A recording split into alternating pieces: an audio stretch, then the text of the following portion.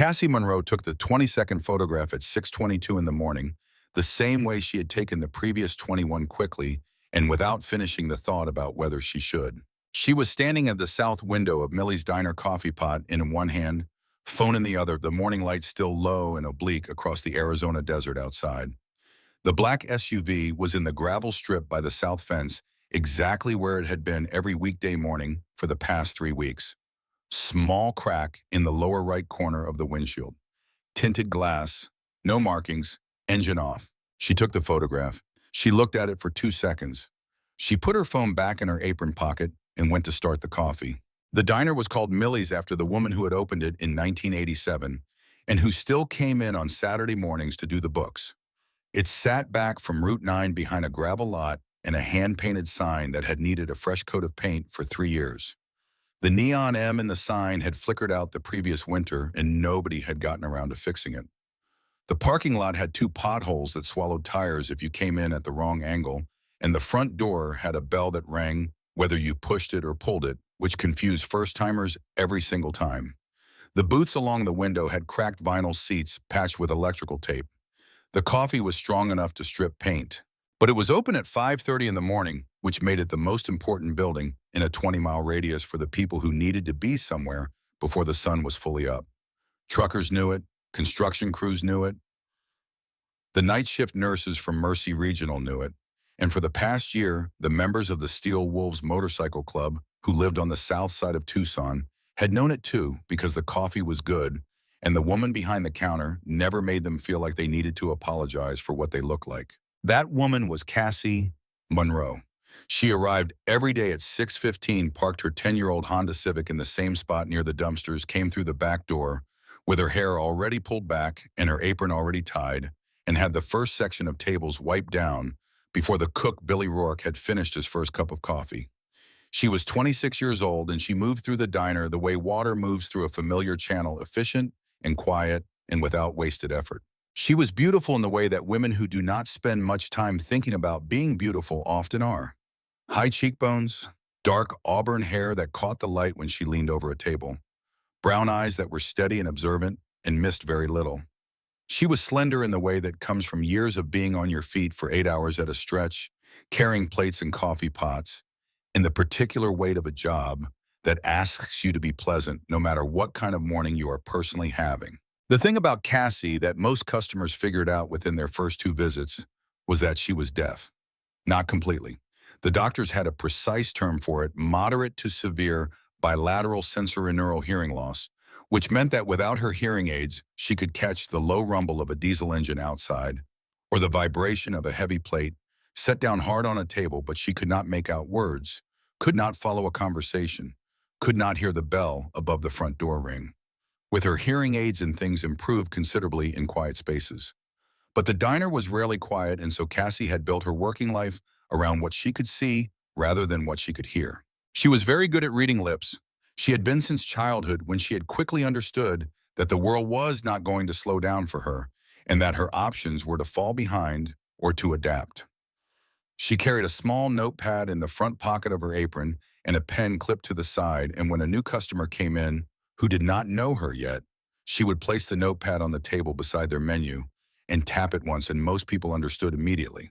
What Cassie did not do, had not done, since she took this job 18 months ago, was wear her hearing aids at work. There was a reason for that.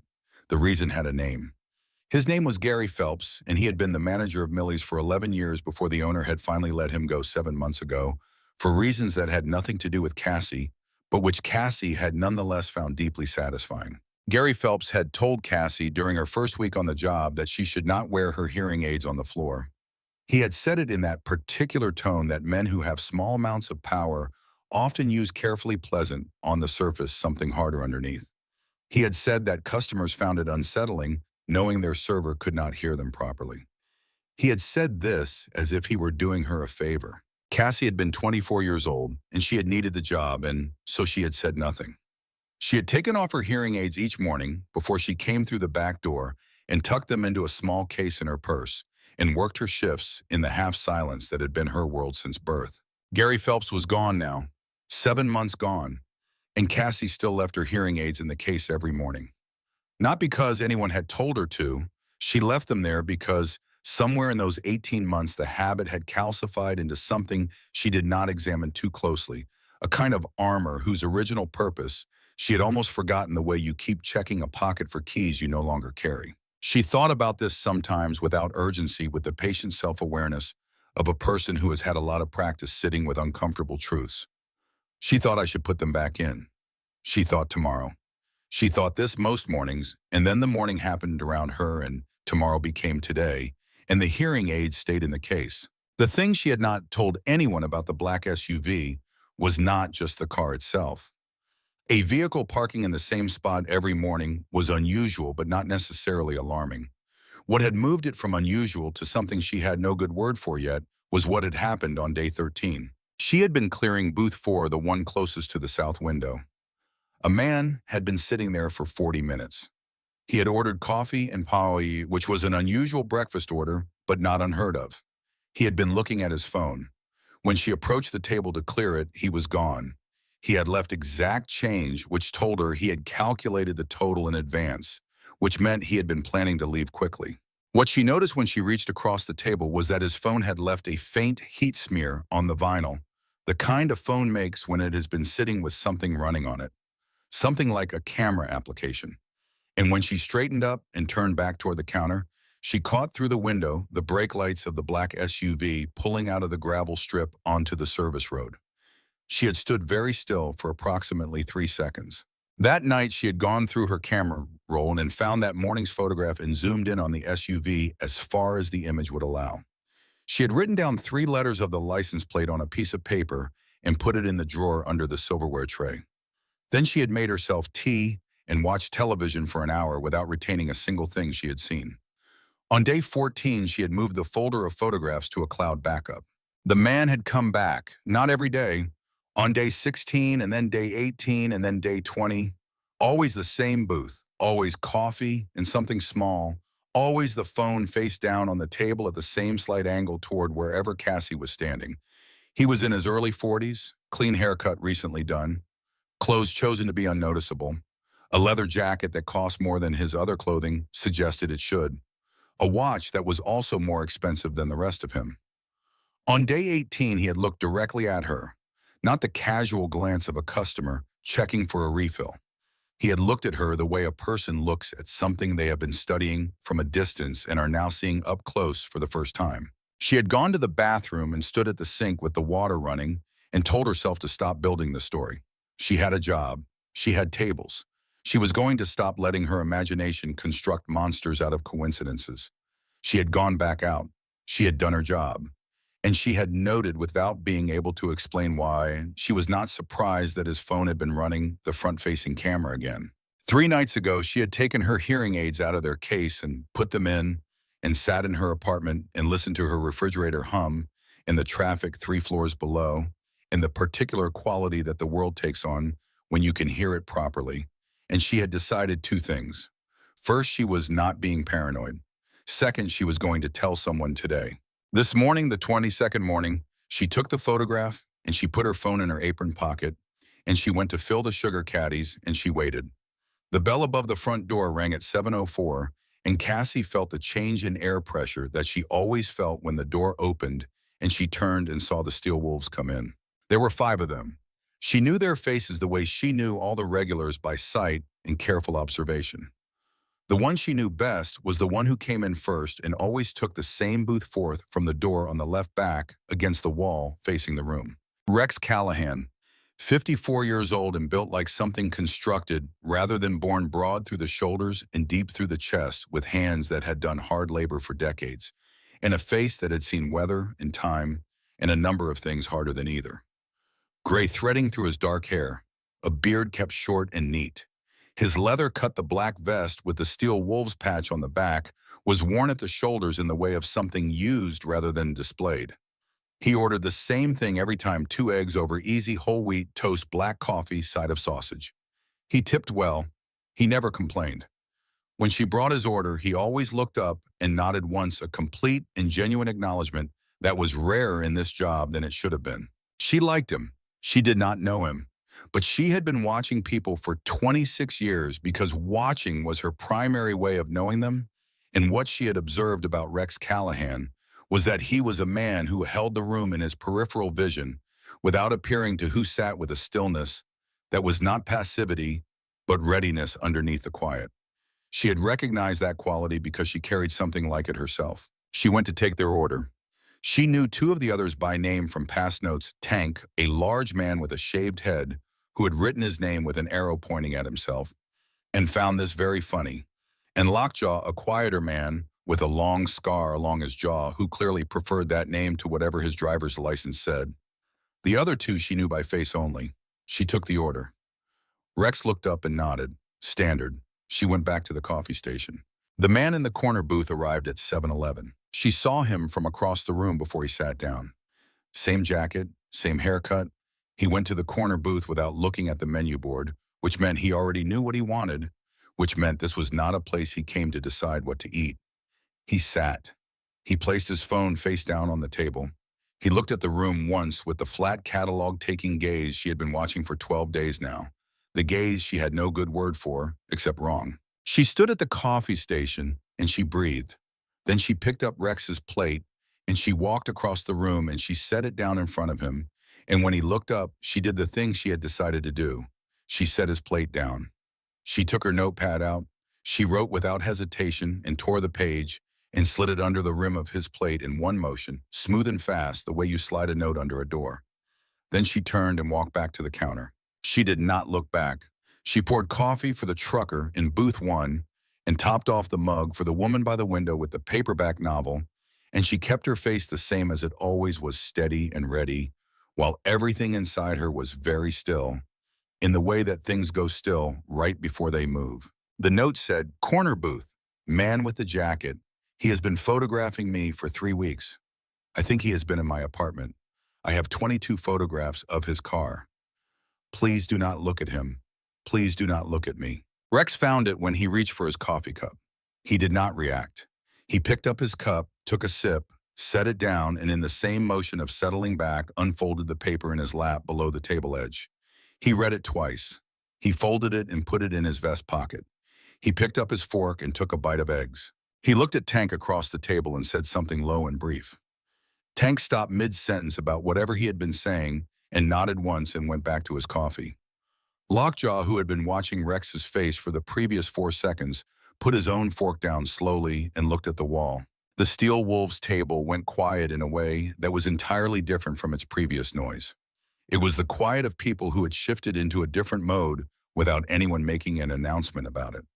Cassie was at the coffee station when she felt a tap on her shoulder. Rex was standing 3 feet away, which meant he had crossed half the dining room without her seeing him get up. He was holding her notepad. He had written on a fresh page. She read, "I am going to sit back down. I am going to finish my breakfast. In about 10 minutes, I am going to leave some cash on the table and go out the front. I want you to meet me outside in 5 minutes after that. Come out the back and around the south side. Bring your phone. Nod if you understand." She nodded. He tore the page off, folded it, handed it to her, and walked back to his table. He sat down. He picked up his fork. To anyone watching, he had just asked for more coffee. Nothing had happened. The morning continued. Cassie put the paper in her apron pocket. She walked her section. She passed the corner booth once and did not slow her pace, and did not tighten her hand on the coffee pot, which wanted badly to happen.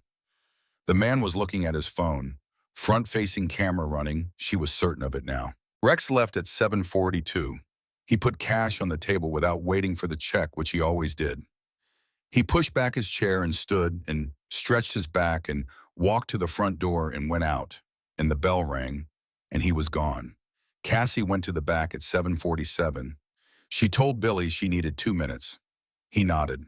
She came out the back door and walked along the south side of the building and came around the corner. Rex was standing by the south fence facing the gravel strip. He did not look at her when she came around, but he spoke immediately, which meant he had been watching his peripheral vision. Then he turned to face her, and she watched his mouth. He said, "Show me the phone." She opened the folder marked with a period and handed it to him. He scrolled through all 22 photographs. He stopped on one toward the middle. He zoomed in. His jaw changed in a way that the people at his breakfast table would have recognized, but which most people would not have caught. He handed the phone back and looked at her directly and spoke slowly and clearly, understanding, without being told that she was reading his mouth. She was grateful for this in a way she did not have time to fully feel. He said, "How long has he been coming inside?" She held up 10 fingers. Then two more, 12 days. He said, "Same table every time." She nodded. He said, "Phone always face down." She nodded. He said, "You think he has been in your apartment? What makes you think that?" She took her notepad out. She wrote, "3 weeks ago I came home and my things were not exactly where I left them." I know how that sounds. The pen on my desk was 2 inches from where I put it. The drawer under the silverware tray was not closed all the way. Nothing was taken. But someone had been through my things and tried to put them back. Rex read it. He read it again. He said, "Did you call the police?" She shook her head. She wrote, "I thought I was being paranoid. I did not think they would take it seriously. I thought if I said it out loud, I would have to decide it was real." He stood with his hands in his jacket pockets, and he looked at the SUV, and he looked at the diner, and he looked at Cassie. He was doing the same thing she always did, taking the full picture before deciding what he thought about it. He said, "I know what that car is. Not that specific car, but the shape of what this is." There was a young woman in Flagstaff, 20 months ago. She was a nurse. She lived alone. Nobody noticed anything wrong until she was already gone. They found evidence later of exactly what you are describing. The case is still open. Cassie looked at him. She felt the entire weight of the last 3 weeks land on her at once. Not fear exactly. The specific heaviness of having been right about something you very much wanted to be wrong about. He said, "I need to make a call. I need you to go back in bed and act like this morning is exactly like every other morning. Can you do that?" She wrote one word on the notepad and turned it to face him. "Yes." He looked at it, and then he looked at her, and something in his expression shifted. Not quite a smile, but containing the same quality of recognition of something he respected.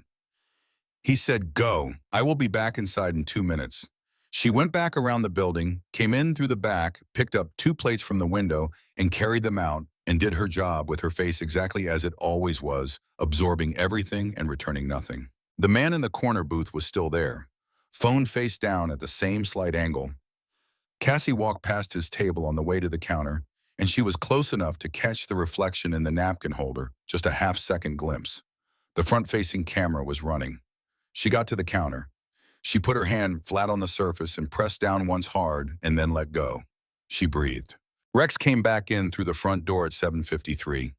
He sat back down and picked up his empty coffee cup, and Cassie came over and refilled it, and he looked up at her, and his eyes communicated exactly one thing: "I have made the call.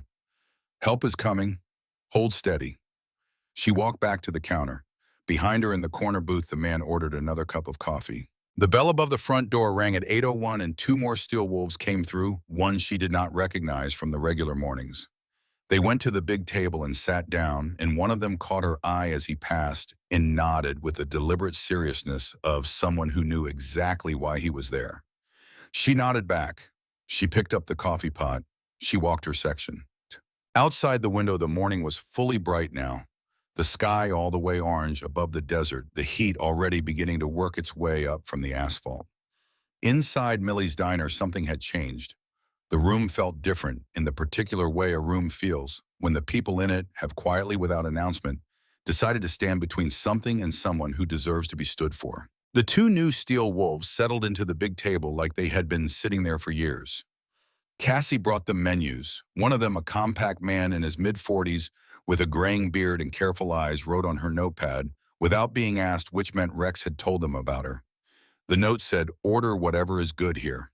She wrote back, "Eggs and toast." He nodded. She went to put the order in. Billy did not ask questions. He never asked questions, which was one of his finest qualities.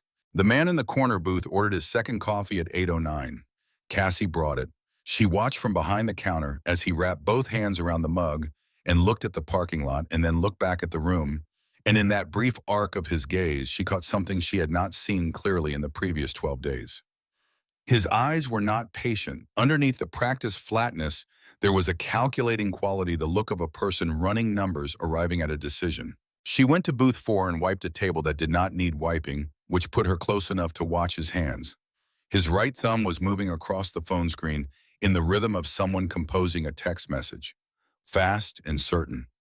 A person sending information they had already decided to send. She straightened up and walked back to the counter and wrote on her notepad and placed it face down on the corner of the counter, which was the signal she had worked out in 3 minutes of thought. Tank got up and went to the counter, ostensibly to ask for more coffee, picked up the note. As he leaned on the counter, put it in his jacket pocket, and carried his refilled mug back to the table and said something to Rex without looking at him. Rex took a sip of coffee. His expression did not change. The note said he just sent a message to someone. He is making a decision about something. He has been here longer than usual this morning. I think he is waiting. At 8:19, Cassie found out what he was waiting for. The woman came in through the front door, and Cassie turned and took her in the way she took everyone in completely and in the first 2 seconds. 34 years old, give or take, medium height, brown hair pulled back. She was wearing work clothes, practical shoes, a jacket with a company logo on the breast. She had the careful self-containment of a woman who has learned to move through spaces without taking up too much room. She sat down at booth 2. Cassie looked at the corner booth. The man with the jacket was looking at the woman. Not obviously, the way you look at something you have been expecting to arrive. But then Cassie looked at the woman's jacket more carefully. The company logo on the breast was a delivery service. She recognized because she had seen that logo before. Not on a person, on a van. Parked 2 spaces down from the black SUV in the gravel strip, not last week, but the week before that. A Tuesday morning, the van sitting there longer than a delivery stop should require with the engine running. She stood very still at the coffee station. The delivery van, this woman, the same operation. Decker had not come here this morning for Cassie alone. He had come because both of them would be here at the same time. Her hand on the coffee pot went tight. She went to booth 2. The woman looked up, and Cassie tapped her notepad, and the woman nodded and said, "Just coffee, please, and maybe a muffin." Cassie wrote it down. She brought the coffee. She set it down and wrote in the bottom margin of the order page, "Do you know the man sitting in the corner booth? Do not look at him when you answer." The woman looked at the note. Then she looked at her coffee cup, and something moved through her expression, not surprise, but the feeling of having a thought confirmed that she had hoped was wrong. She wrote back, "No, but I have seen that car in my apartment complex parking lot for 2 weeks. The black one outside." Then she wrote below that, "And I have seen this diner on my route. I almost stopped 6 times. I do not know why I stopped today." Cassie looked at what she had written. She looked at this woman and she felt the specific quality of recognition that passes between 2 people who have been carrying the same weight without knowing it. She took the notepad and walked to the Steel Wolves table and put it down in front of Rex and pointed once at booth 2 and once at the corner and went back to get the woman's muffin. Rex read it. He passed it to Tank. He picked up his coffee cup. His thumb moved across the handle once, and Lockjaw stood up quietly and walked to the far end of the room near the hall, to the bathrooms, positioning himself between the corner booth and the back door. Cassie went to Billy in the kitchen. She wrote on a fresh page, "If something happens out there, do not come out from behind that counter. Call 911 and stay in the kitchen." Billy looked at the note. He was 62 years old and had run a grill at a truck stop diner in Albuquerque for 15 years before this job and had a very practical understanding of the variety of situations that could develop in roadside diners. He nodded once and turned back to the grill. She went back out. The man in the corner booth was on his phone against his ear now, which meant a call, which meant he was not worried about being overheard, which meant he was on a schedule, and the schedule was now. She circled to the far end of the counter for a better lip-reading angle. She picked up a cloth and wiped the counter and watched his mouth. She caught yes. She caught here. She caught what she was nearly certain was ready. She caught tonight, not here, the other one too. She caught a number and a letter that she was almost certain was the beginning of a street name. She caught bring the car around in 10 minutes. She walked to Rex's table. She leaned on it as if checking something, and she spoke directly into the room noise quietly, 10 minutes, get ready. Rex put his coffee down. Nothing overt passed between him and his men. But the room reorganized itself around a new configuration without appearing to change at all. The man in the corner booth ended his call. He set the phone face down. He looked at the room once more, the catalog sweep, and his gaze passed over the steel wolves table and registered it briefly. He looked at it the way you look at weather, something to be accounted for and worked around. Then he looked at booth 2, where the woman with the delivery jacket was sitting with her eyes on her phone. He looked at Cassie behind the counter. He picked up his coffee and finished it and set the cup down and slid to the edge of the booth. He was going to leave. Cassie did not move immediately. She stood at the counter and she watched him, and she thought about 22 mornings of standing at the south window. She thought about the note under the plate. She thought about everything she had built quietly and without announcement while telling herself she might be wrong. She put the coffee pot down. She took the notepad out of her apron pocket. She wrote one word in the largest letters the page allowed, pressed hard with the pen so the ink was dark and definite. She walked 4 steps to the edge of the steel wolves table, and she set the notepad down in front of Rex, and she looked at him once and then looked at the corner booth. The notepad said now. Rex looked at it. He looked at her. He stood up. He did not move fast.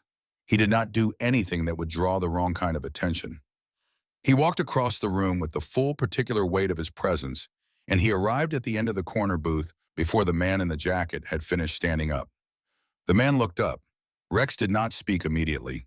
He stood there and let the silence run for 2 or 3 seconds, and in those seconds the man did the calculation that most people did when Rex was standing over them. Then Rex sat down across from him, right in the booth, as if they had planned to have breakfast together. He folded his hands on the table. He said, "Your name is Craig Decker. You have been coming into this diner for 12 days.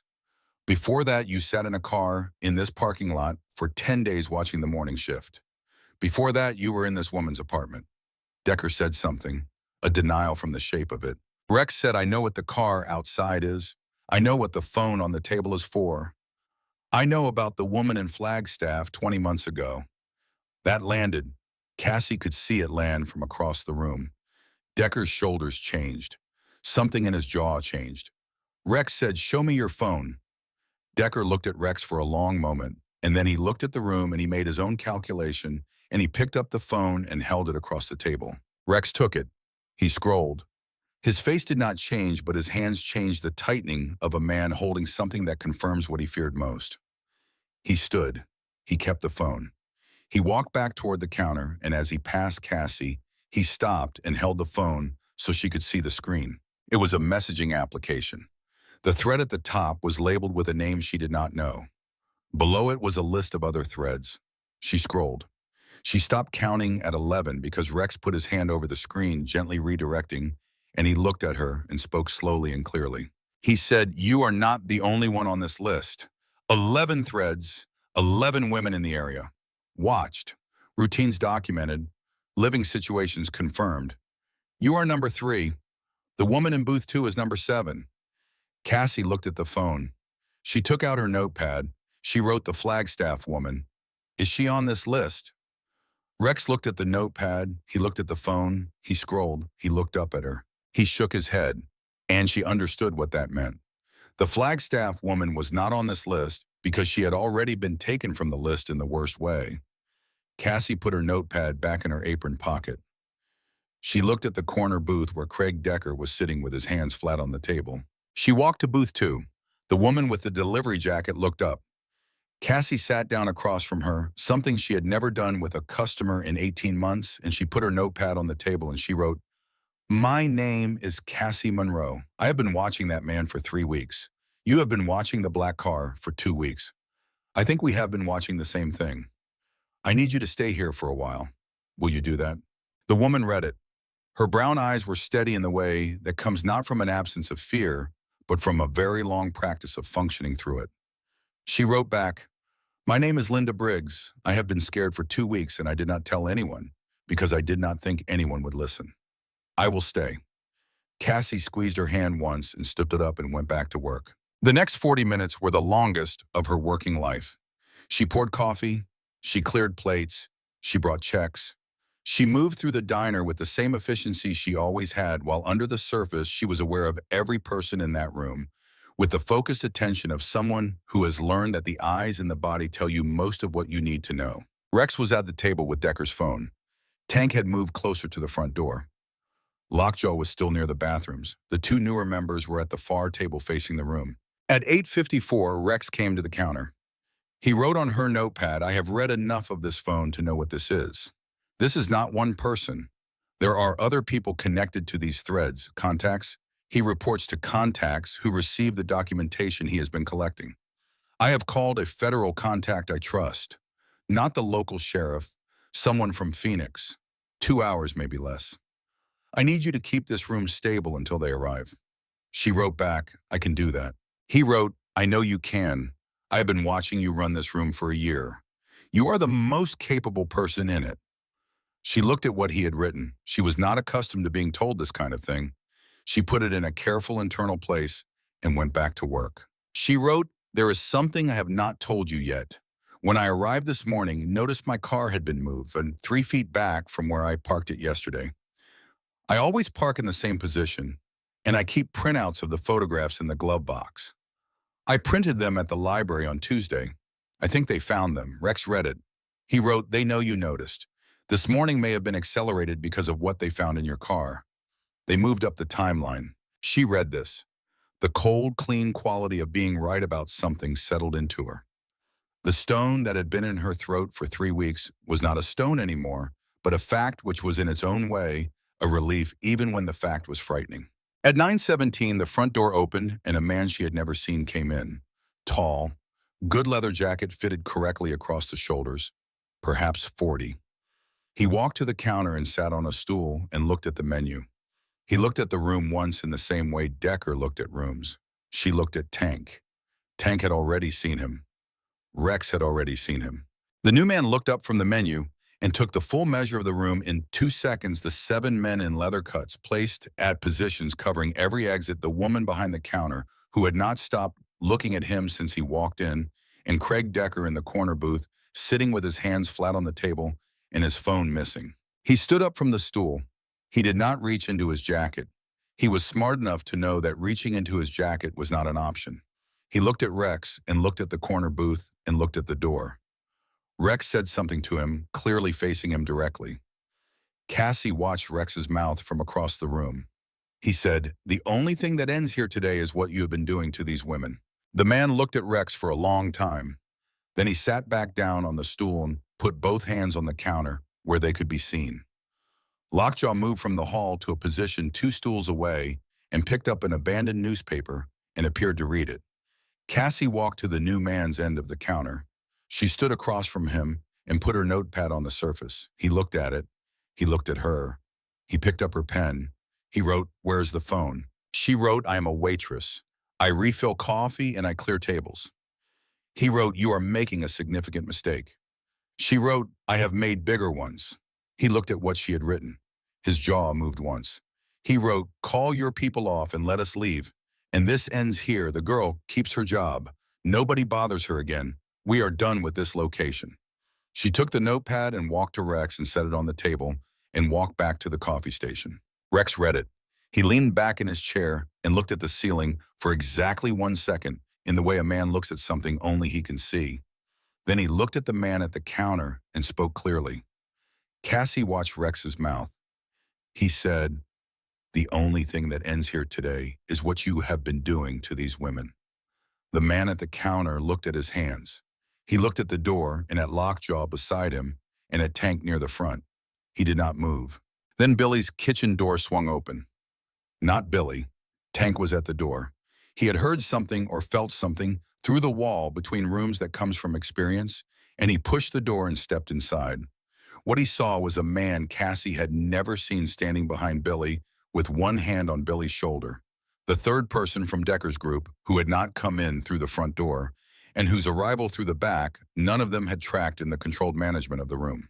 Billy was standing at his grill with a spatula in his hand. He had not called out. He had not made a scene. He was 62 years old and had been in difficult situations in roadside diners before, and he had simply stood very still and waited, which was the right thing to do. Tank looked at the man behind Billy. Tank did not need to say anything. He was very large and he was in the doorway and there was nowhere for the man to go. The man looked at Tank and then he stepped away from Billy and held both hands open at his sides. Tank put him against the wall. Billy turned back to his grill and flipped whatever had been burning on the back burner without a word. In the dining room, Cassie had seen the kitchen door open and close and seen Tank's expression when he came back out, and she understood. 3 people, not 2. She looked at Rex. Rex was already looking at her. He gave one slow nod. At 10:41, 2 gray sedans with government plates pulled into the parking lot. 4 people came through the front door with identification. One of them, a woman in her late 30s with a compact and serious face, came directly to the counter. She showed Cassie her badge and spoke slowly and with careful diction, looking directly at Cassie's face, which told Cassie that Rex had told her, that Rex noticed things the way she noticed things and had thought to make this easier for her. She said, "My name is Agent Dana Holloway. I understand you have been documenting this for 3 weeks. I need to see everything you have." Cassie took out her phone. She opened the folder marked with a period. She handed it over. 22 photographs. Time-stamped. Clear. The crack in the windshield catching the morning light in every single one. Agent Holloway scrolled. She looked up at Cassie. She said, "You took these every day." Cassie nodded. She said, "You kept them backed up." Cassie nodded. She said, "You did not tell anyone until today." Cassie took out her notepad. She wrote, "I told someone it as soon as I was sure enough to be believed." Holloway read it. She handed the phone back and went to where her colleagues were speaking with Rex. Craig Decker was walked out through the front door. He did not look at Cassie as he passed. The man from the counter was walked out behind him. The man from the kitchen came out with Tank behind him and was handed to the agents outside. The bell above the door rang 3 times and then went quiet. Billy Rourke came out of the kitchen. He stood at the door and looked at the room. He looked at Cassie. He said something. She read his lips. He said, "You good kid." Not a question. A statement that carried everything it did not say. She nodded. She went and got the coffee pot. She walked to the Steel Wolves table and refilled Rex's cup without being asked, and he looked up at her, and she looked at him, and Linda Briggs was still in booth 2 with her hands around her 3rd coffee of the morning, and the Arizona sun was all the way up now, full and white through the diner windows. Cassie looked at the south window. She looked at the gravel strip by the fence. She put the coffee pot down on the counter. She reached into her purse. She took out the small case. She opened it.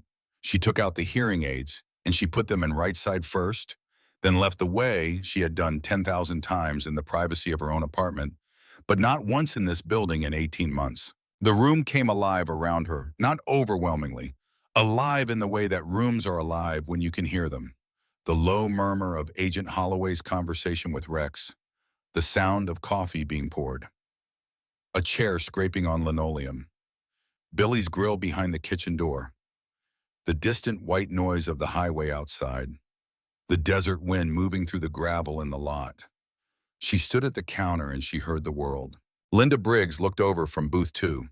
She had been watching Cassie put the hearing aids in. She raised her coffee cup slightly, a small private gesture, one woman acknowledging another across the room. Cassie raised the coffee pot in return. Rex had been watching too.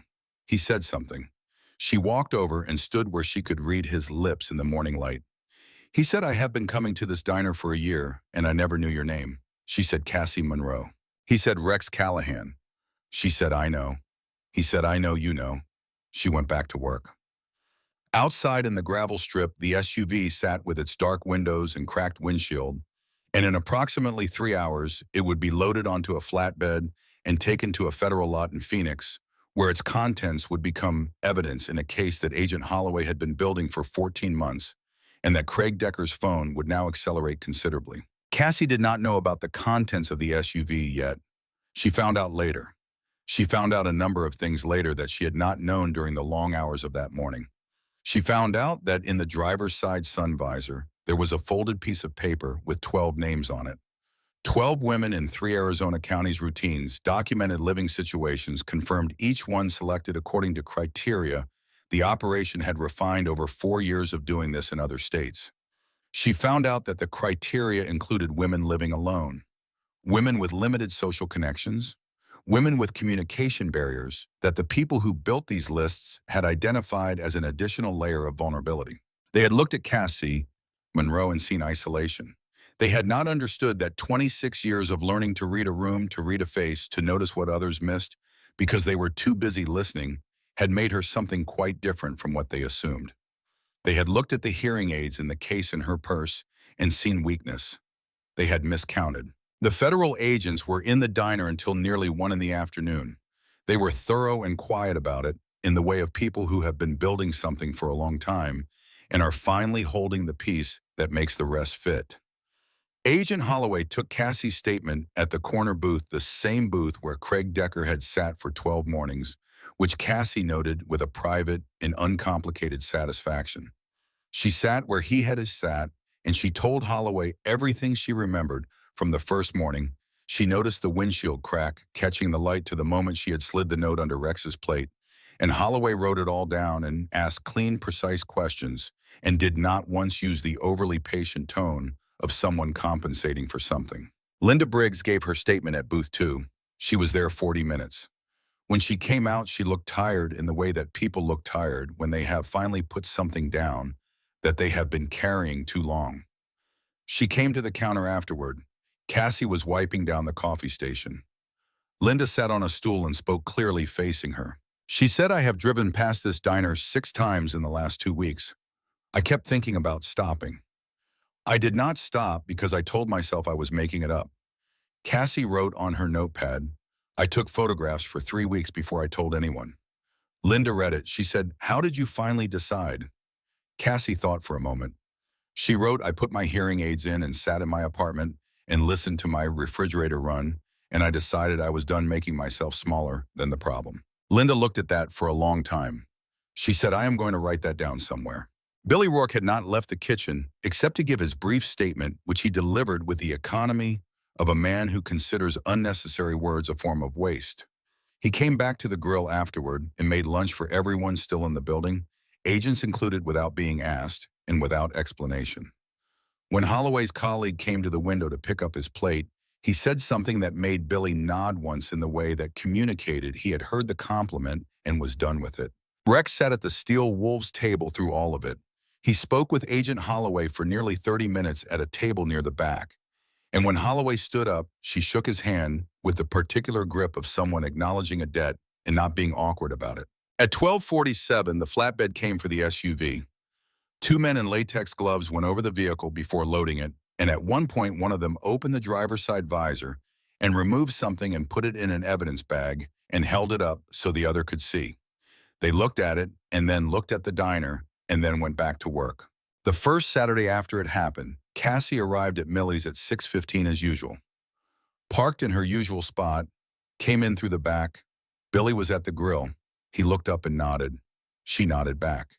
She went to the south window. She looked at the gravel strip. It was empty. She stood there for a moment anyway, not because she expected the SUV to be there, but because she wanted to look at the empty space and register it properly, to let her eyes confirm what she already knew. Then she went and wiped down the tables and filled the sugar caddies and started the coffee. The Steel Wolves arrived at 7:04. This was a Saturday, not their usual day. All 7 of them this time, including the 2 she had not known before last week, filing through the door and going to the big table with the easy familiarity of people who have been coming somewhere long enough to own their place in it. She brought them coffee. She brought Rex as usual and set it down, and he looked up and nodded, and she turned to go, and he said something.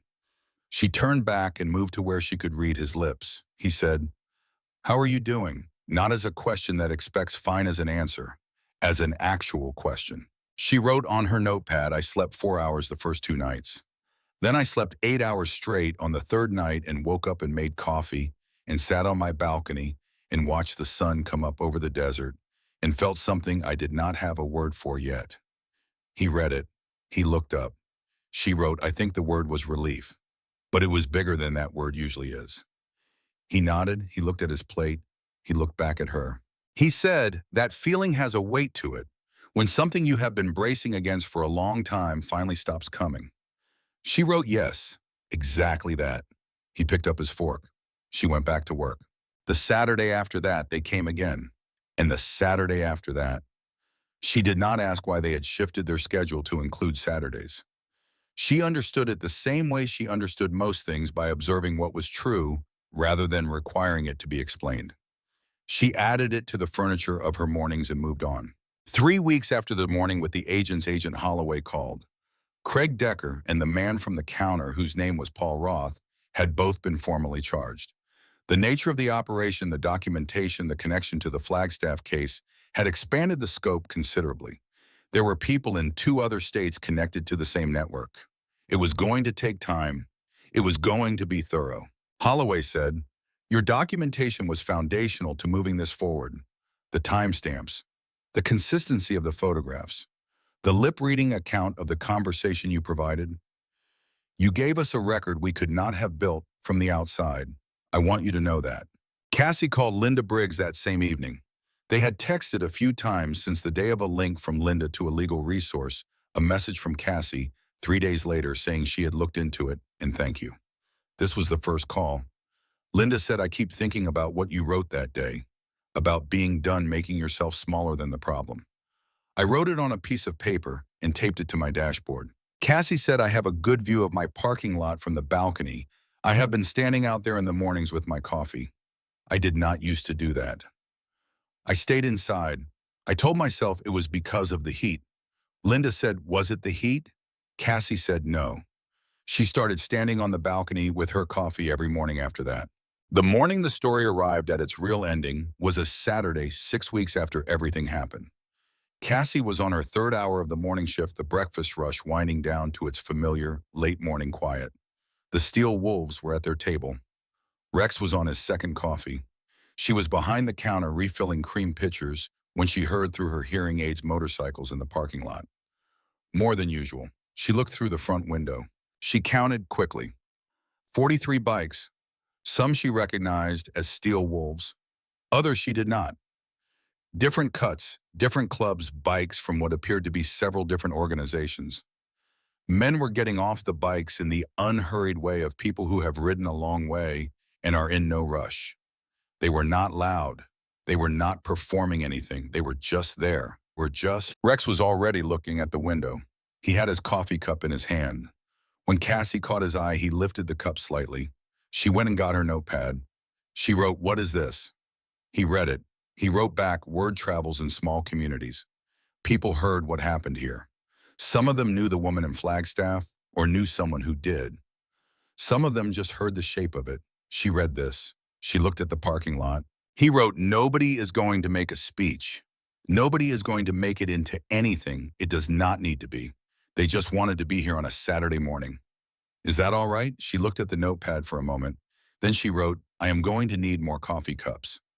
He looked at what she had written, and the smile came real and complete and unguarded, and she went to get the cups. Billy came out of the kitchen and looked at the parking lot through the window and did the same silent calculation. Then he looked at Cassie and pointed at himself and then at the grill. She nodded. He went back in. She heard through her hearing aids the sound of Billy scaling up for a crowd, the grill going full of man who had been feeding large groups in roadside diners for 35 years and knew exactly what to do about it. The bikers came in groups of 4 and 5, filling booths and pulling chairs from empty tables. They were not all the same. They were old and middle-aged, and a few were younger. Some of them were talkers, and some of them were the quiet that has been settled into for a long time. What they shared, as far as Cassie could observe moving through the room, was the quality she had identified in Rex from the beginning: people who pay attention and do not waste what they notice. Several of them acknowledged her in specific ways that told her they knew. A man in his late 60s with a gray beard and a scar on his chin nodded at her when she brought his coffee with a nod that meant more than good morning. A woman, one of 3 women in the group, perhaps 50, with close-cut silver hair and a calm that felt earned rather than natural, caught Cassie's eye across the room and held it for a moment and then went back to her conversation.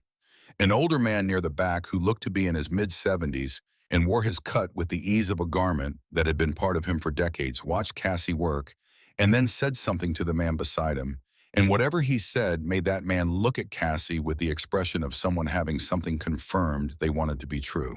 She did not perform anything for them, and she brought coffee and food and cleared plates and did her job with the same efficiency and quiet she always had. Linda Briggs arrived at 9:30. She came in through the front door and stopped just inside and looked at the room and at Cassie behind the counter, And Cassie lifted the coffee pot, and Linda crossed the room and sat at the counter, and Cassie poured. Linda said, I got a text this morning from a number I did not recognize that said Saturday breakfast at Maley's. I almost did not come. Cassie wrote, I am glad you came. Linda wrapped her hands around the cup. She looked at the parking lot. She said 43 bikes. Cassie wrote 43. Linda was quiet. Then she said, nobody knows what to do with that, do they? When people just show up. Cassie thought about this. She wrote, I think that is exactly what to do with it. Just let it be what it is.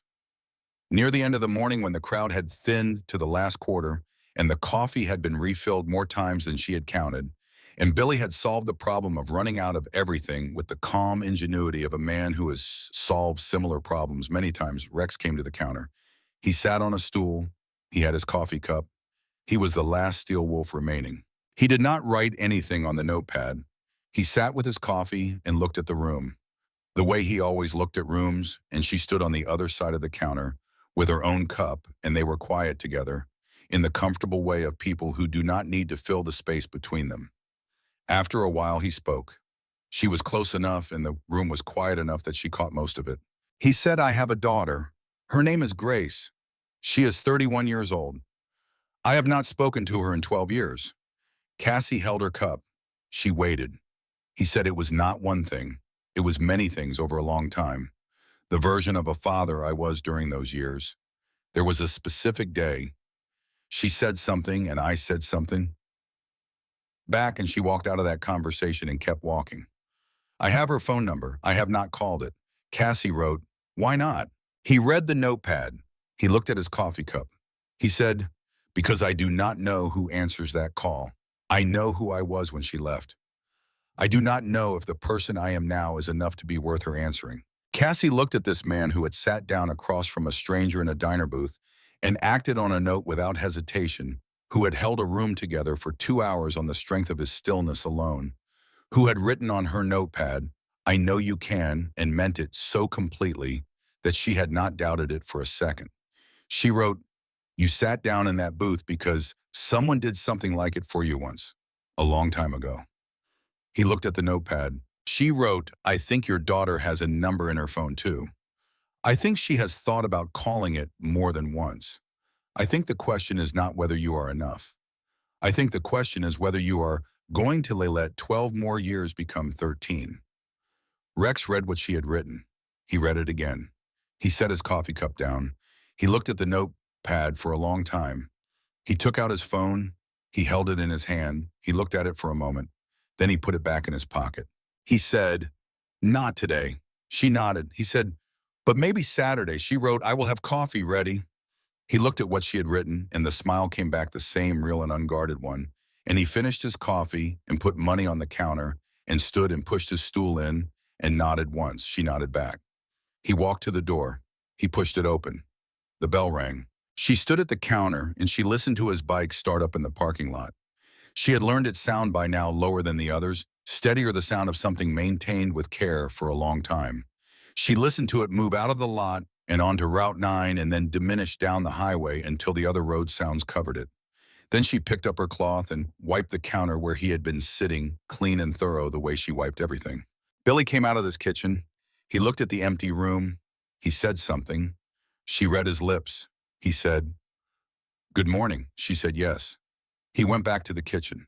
She heard the grill click off, the sound of a morning's work finishing, and she stood in the quiet of Millie's diner on a Saturday afternoon in Arizona, with the sun coming flat and white through the windows and the highway outside steady with its usual traffic, and all of it loud and present and fully alive in both her ears. She thought about the balcony and the morning coffee. She thought about the folder marked with a period and 22 photographs building themselves one at a time into something that mattered. She thought about a notepad and a note slid under the rim of a plate, and the moment when you have been carrying something alone for long enough and you finally pass some of the weight to hands large enough to hold it. She thought about Grace Callahan, 31 years old, who had a phone number she had perhaps thought about calling more than once. She went to get her purse from the back. She stopped in the bathroom and looked at herself in the mirror above the sink. The auburn hair, the dark eyes, the hearing aids in her ears where they belonged. She looked at her own face directly and without the filter of whatever task she was in the middle of. She looked like a person who had paid attention, who had built the record quietly and then moved at the right moment in the right direction, who had passed a note under a plate and trusted someone with it, who had sat at the corner booth in the afternoon and given her account with the precision of someone who had been composing it without knowing she was composing it for 3 weeks. She looked like herself. She had been herself the whole time. She had just needed one morning loud enough to make it undeniable. She went out through the back door. The Arizona afternoon hit her full in the face, dry and bright and honest about both. She walked to her car. She got in. She sat for a moment before she started the engine. She took out her phone. She opened a different folder, not the one marked with a period. She scrolled back 14 months and found a photograph she had taken during her first week at Millie's. A picture of the morning light on the highway, the kind of light that exists only in the desert in the hour after sunrise, clean and oblique, and making everything it touches look like it has been waiting to be seen. She had taken it through the diner window standing at the cafe station before the breakfast rush began. The image was mostly highway and sky, and the edge of the parking lot, and just barely visible in the lower corner, the gravel strip by the south fence, empty ordinary casting its thin shadow in the early light. She looked at it for a moment. Then she put her phone away and started the car and pulled out of the lot and onto Route 9 heading south, and behind her Millie's Diner, sat in the afternoon sun with its flickering sign and its patched vinyl booths, and its front door that rang whether you pushed it or pulled it, and inside Billy Rourke cleaned his grill with the same efficiency and absence of ceremony that he brought to everything. And the booth sat empty and wiped down and waiting for Monday, and the south window looked out at a stretch of gravel by the fence, where nothing was parked and nothing was watching, and the afternoon light moved across it in the slow way of desert light, patient and wide and belonging entirely to itself.